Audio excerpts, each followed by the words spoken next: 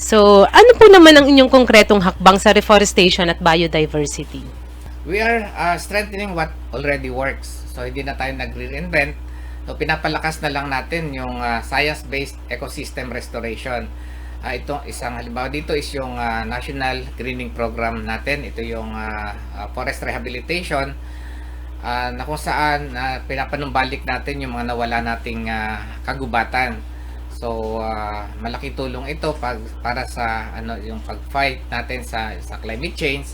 And ito rin yung tubig kanlungan na nagiging source ng ating tubig para sa ating pamayanan at para sa ating sakahan.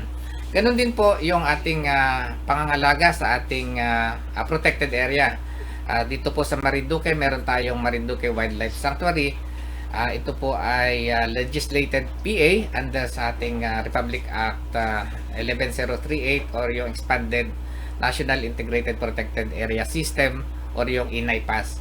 So malaking bagay po ito na maprotektahan natin ang ating Marinduque Wildlife Sanctuary kasi ito po yung tahanan ng ating mga endemic species dito sa Marinduque.